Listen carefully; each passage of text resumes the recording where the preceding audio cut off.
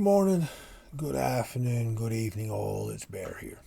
And I'd like to welcome you to my YouTube channel, A Box with No Lid. A channel that I've created to not only to bring awareness to the day-to-day realities of complex trauma, but also to delve into some of the mechanisms trauma has and how it affects us, and also to delve in and explore ways of healing. Now, this is part 2 of the We All Have Narratives video. And in this video, I want to start to look at ways we can work with our narrative to better support our healing journey. Now, our narrative is not something that we need to heal because it's a story. It is something that we amend and we evolve. We write more detail, or we redefine and we change how we view things, how our character is, and how we view ourselves as we go through our healing journey. And using a narrative perception or a perspective as a way of looking at this is very, very useful. It is a very useful tool. And one of the things you will find in every structure of healing trauma and healing in general is awareness will always be key. We need to understand what is happening and why. But the trick of understanding the what and the why is it has to be the actual what and the actual why. Now, when we look at human interaction and when we start to look at conflicting narratives, there are two paths. There are plenty of times where we cannot just walk away from a person and have nothing to do with them. Looking at it in a work environment, you pretty much run out of places to work if you live that way. And unfortunately, for a lot of us, trauma does that. It forces us to withdraw. But if we start to look at understanding why things go the way they do, we can at least find the truth. And if the path of negotiation is there, then we can start to work with actually resolving what is going on, not having to prove them wrong or them proving us wrong. It removes the need for argument and actually addressing the issue where it's possible. I know in this modern world, going after the truth is a challenge, but at least, the truth can be recognized at the very least. Another important aspect of understanding how to work with our narrative is if you're like me, like I'm a scenario person. I never stop running scenarios. It's part of my hypervigilance. It's a part of how I engage with the world.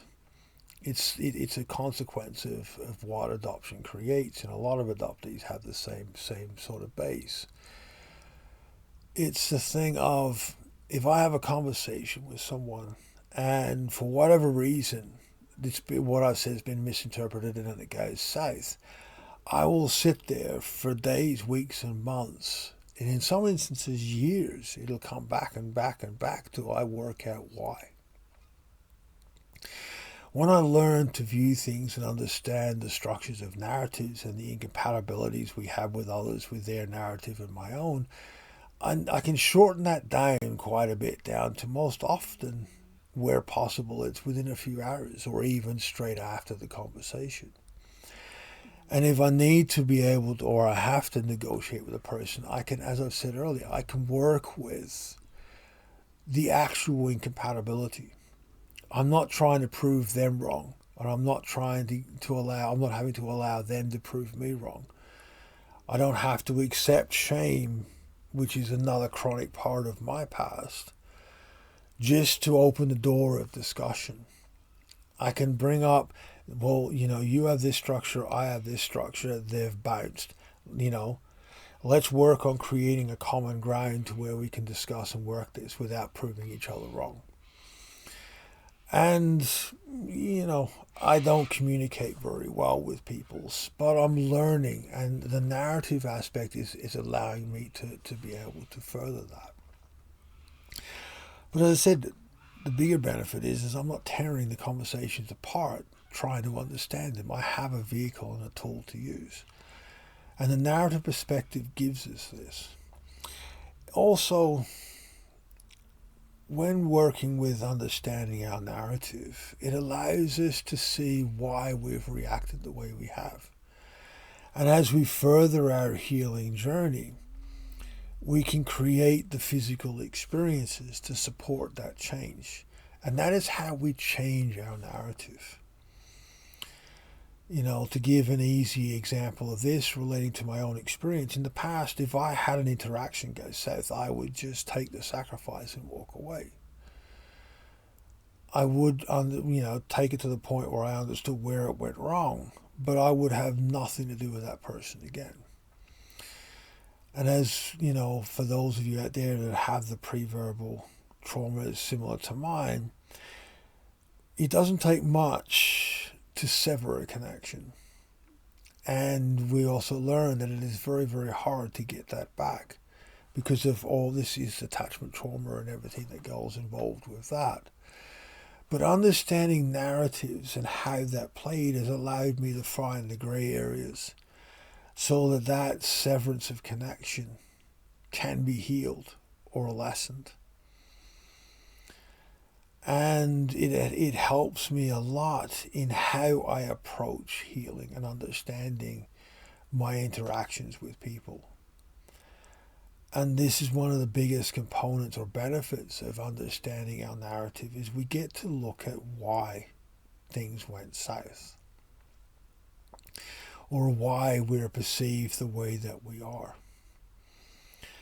Another thing, and if you start to listen to the adoptee videos that I'm doing, the ones starting with A in the title, where I'll get into this in a lot more detail, but one of the things, when you're an adoptee, we create, if the adoption is not really connected very early on, we create an avatar, a persona, to try to appease what the adoptive parents, adoptive family want, so that we're part of.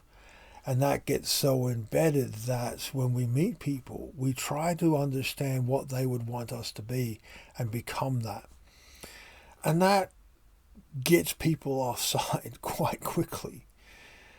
And a lot of interactions and connections go south. And where that plays out the most is in the dating game. It's never a good way to start.